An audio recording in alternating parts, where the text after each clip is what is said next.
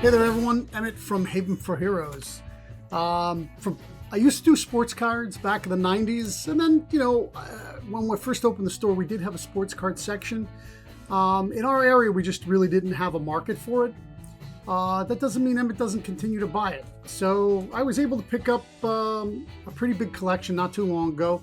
Most of it has been sold and gone, but this was a piece that was left over, and I figured, hey, why not make a video out of it? See if people enjoy seeing it get open. 1983 Fleer. This is Mr. Retail, 2 free packs inside, so it should have 38 packs. I was checking it out earlier. Those 2 free packs may also already be gone, but as you can see, it's a full. Oh, let's get it open here. It is a full box. 3 Hall of Famers: Ryne Sandberg, Wade Boggs, and Tony Gwynn, rookies, can come out of this box. And yeah, we're going to pop it open and see what we get and enjoy. All right, here we go. All right, pack number 1.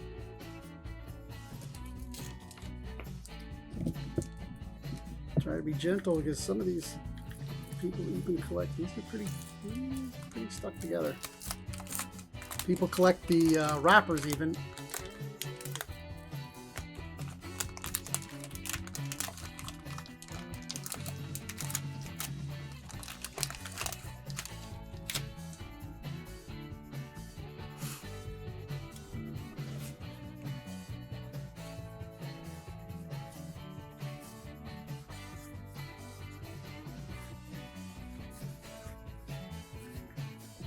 A couple of Dave Parker and Keith Hernandez in there. Good players, good players.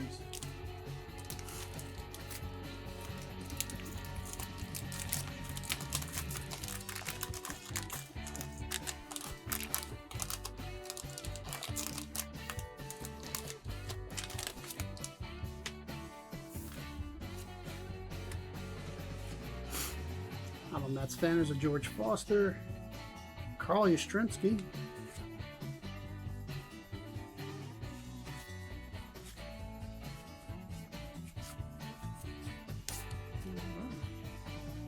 See back in the 80s how off-center these were cut. All of them seem to be very shifted right.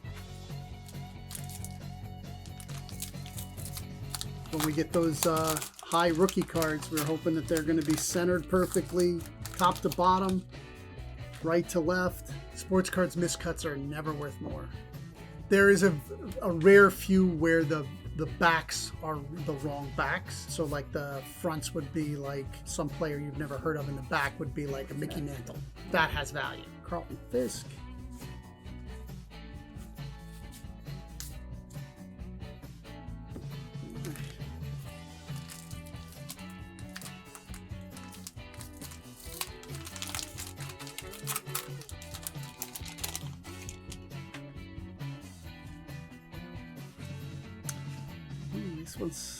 This pack is centered much better. The printers the cutting technology was not that good. These would come in these huge sheets. So then they would put them in, they just wouldn't put them all the way to the edge. And so that when I cut them, they were, not all centered up like they should have been. Or they ran the blades longer than they should have. And when they started to cut, the actual sheets got pushed while they were cutting them. So there's actually some you'll get that actually have like paper left hanging on it, and they're rolled a little bit, like where they really let it run without sharpening the blades. They were trying to do it as cheap as possible. These were 30 cents a pack. So 36 packs, $9 a box. Probably wholesale was $5 a box. The licensing and all that, and the shipping, and what did they have to make them per box? $2 a box, and that includes all that, printing costs and everything. And then so what were they making? $3 a box? I would guess they were probably making less than that. They were probably making $1 or $2 a box. So Fleer and Donruss sets were not as large as Topps, so there is a better chance of getting them.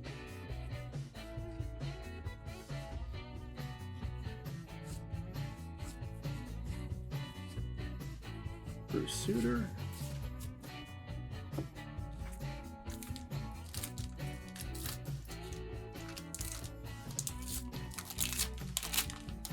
plastic corners though. This was kept really nice. It's no water damage or mildew that a lot of times you get in some collections.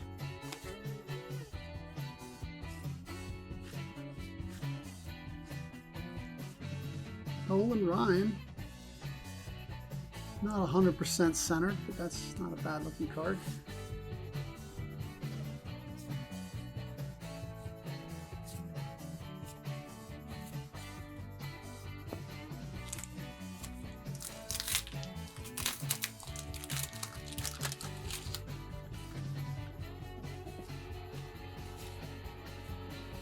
Gibson, Munzer, Pena, Raleigh Fingers.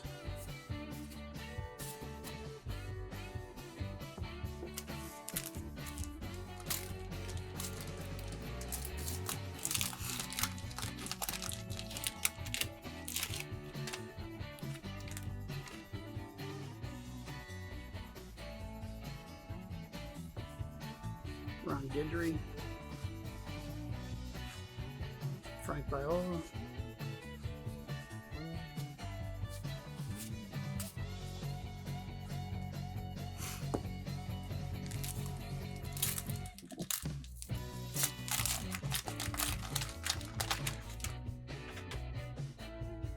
so these are just stickers.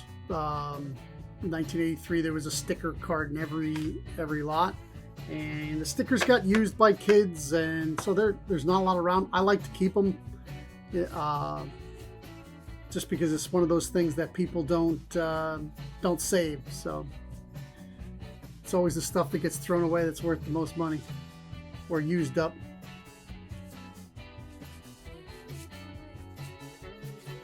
You're also looking for, this is what, the second year or third year.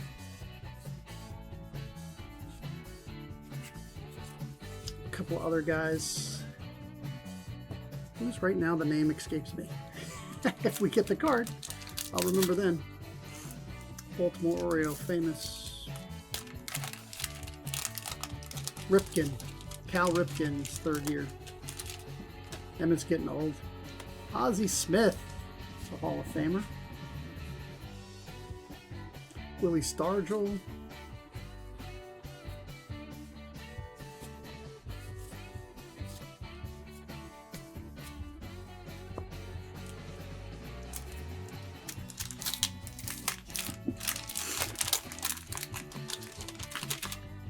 Yeah, these Fleers are cut so poorly. I don't know if you could get a gem mint 10.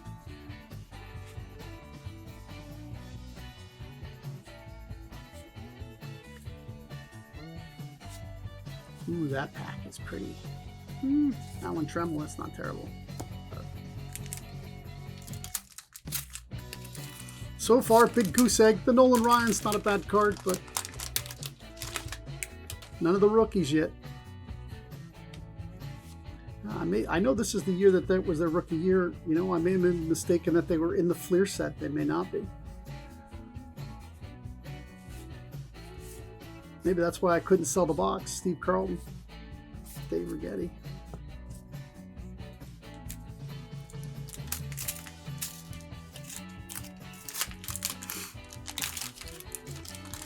Well, I know all your the sports card fanatics will be in the comments telling me everything I should know and shouldn't know. I could use the education. Don't be afraid to leave me comments on what I should know and what I shouldn't know.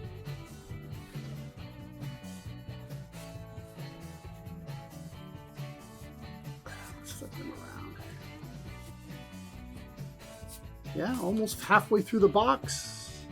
Let me know if you think this was a repack. I think the way that the cards are, like, some guys don't even know the order the cards should be in, whether they should be upside down, right side up. Repacking is done by unsavory dealers. So what they'll do is they'll heat the glue and they'll open it up. They'll take out all the best cards, then put all the cards back and add cards from other, to make the number right, and then just reseal them with an iron. Sometimes it'll be one or the other. Like So either the pack will open up right away where the glue didn't seal back, or they'll be really hard to open where the glue got stuck better this time, or that they added glue. That was a problem in the 90s when cards exploded and there was a lot of money to be made, and people were like, well, I want to be able to sell the packs and I want to have all the best cards. So they would open them up and then reseal them. And so since this is slightly before that era of the 90s, that a lot of these boxes got in the hands of those type of dealers. So you never know until you open it. Wow, look how miscut that is. Vita Blue. Back looks right.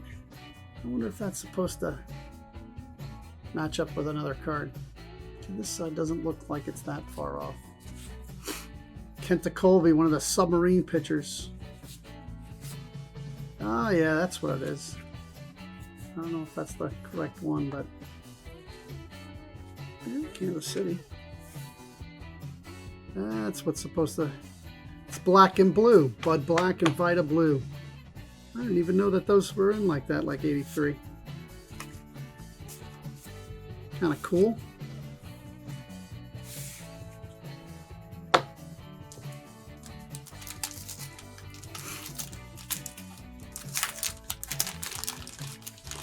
It's holding out on us. It's holding out all the good stuff.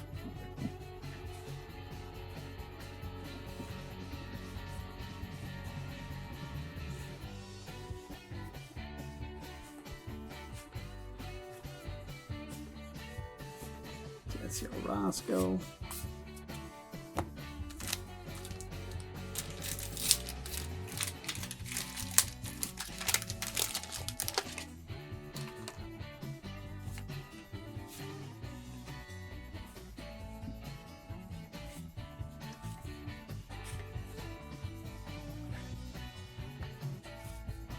Pete Rose. When I played baseball as a kid, that's who I wanted to be. I wanted to be Charlie Hustle. Pete Rose.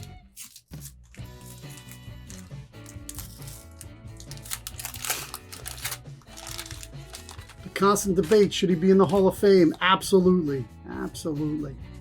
Ed Murray, Hall of Famer.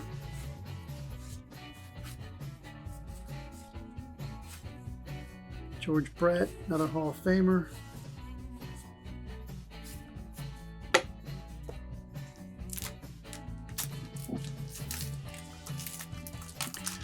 Oh, we're looking for, come on, we're looking for a little Ryan Sandberg, some Tony Gwynn, Wade Boggs,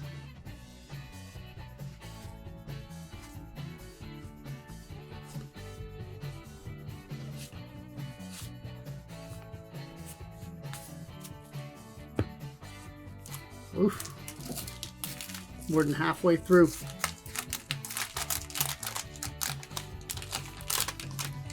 Do you think I'm going to pull a Rook? If you don't think I'm going to pull a Rook, put it in the comments. Rusty Staub. Pete Garvey, another great player. Cruz, Ron Massey.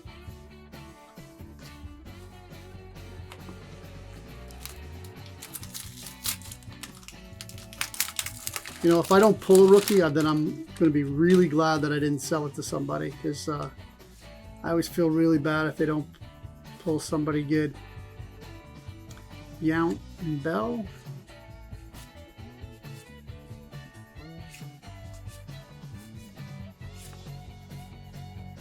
Paul Molitor, another Hall of Famer.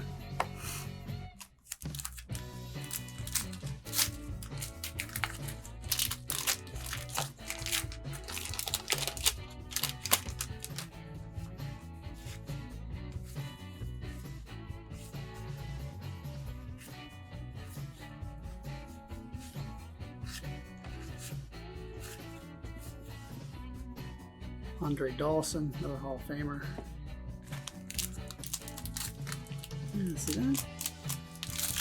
Pack seems a little odd.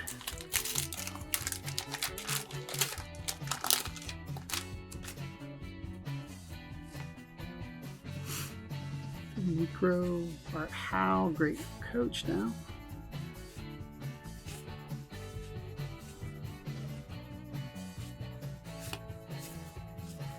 Ryan Sandberg. Well, I got a Rook, so if you said I wouldn't get one, you were wrong. It is off center, so it's not going to be a Gem 10, but it is pack fresh. Pack fresh. Looks like the penny sleeves I got were too small.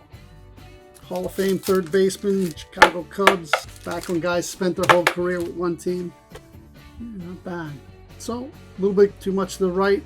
Off center cut, but sharp card. The reason about having the penny sleeves, you really shouldn't be cheap. You know, you should put a penny sleeve before you put them in the hard plastic. The hard plastic can scuff the surface. When they grade cards, the surface is one of the grades. And if you scuff the surface with the tip of this plastic, because it's hard plastic, your grade will be lower. That's why people use penny sleeves. And then sleeve them in a hard sleeve to keep them from being bent or the corners being damaged. But I just couldn't find our penny sleeves. I will be finding a penny sleeve to put them in.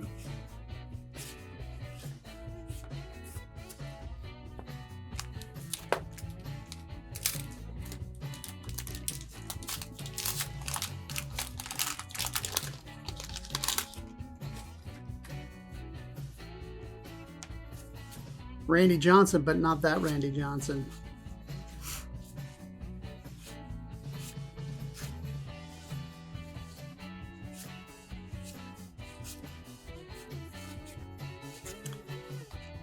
Who knows why this guy's famous?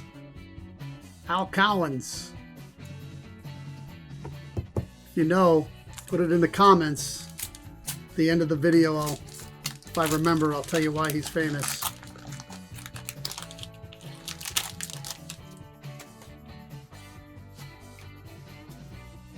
And not because he played baseball, that's too simple.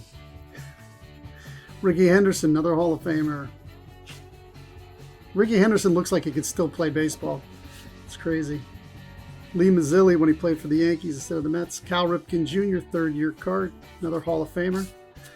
Yeah, this set is filled with Hall of Famers. And like I said, 3 great rookies. But looks like we're only going to get the one, maybe. Just the one. There's Pete Rose and Stargell.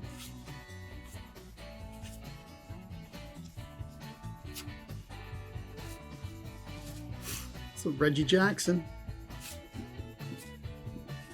Jim Cat, Dave Winfield, great players. One thing I don't know if you've noticed, no duplicates yet. Not that we won't possibly get a duplicate, but you know, if you remember opening product a little bit later than this, man, I used to get so many duplicates. Tony Gwynn. 2 of the 3. Again, it's off cut. I will find a penny sleeve, even though I probably scratched the surface already. But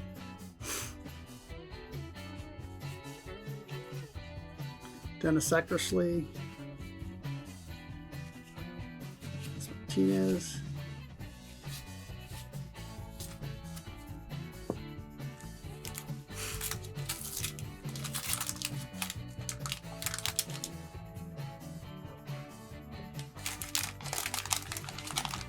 Now all we're missing is the Wade Boggs.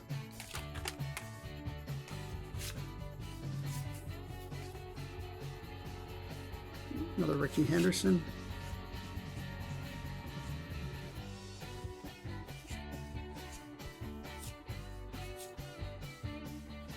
Ozzie and Lonnie Smith. Ozzie's a Hall of Famer, of course.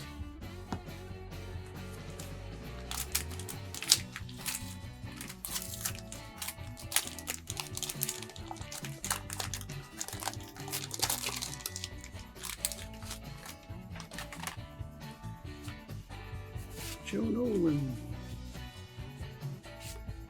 Joe Morgan, Bill Buckner. Everybody knows why he's famous if you're a Mets fan. Maddox.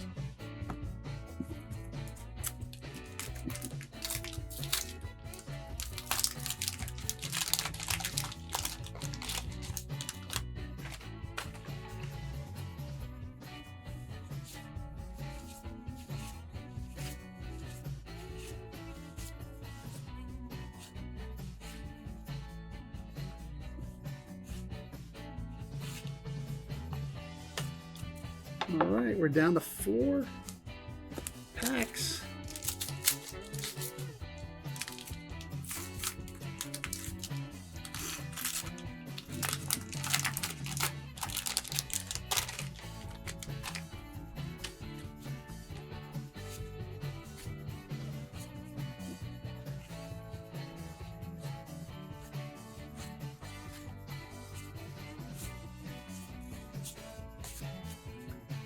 I do have a lot of hope though because of not getting any duplicates.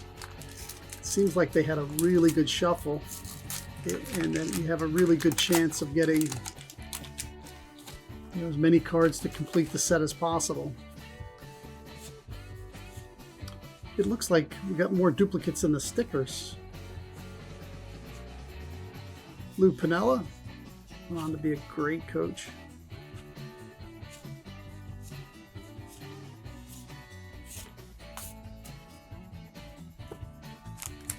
Two packs.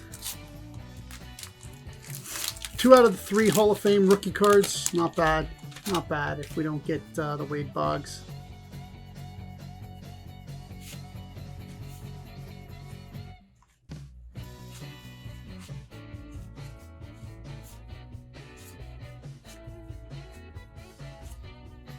Rod Carew, another Hall of Famer. Dave King Kong Kingman when he played for the Mets. Last pack. Last pack.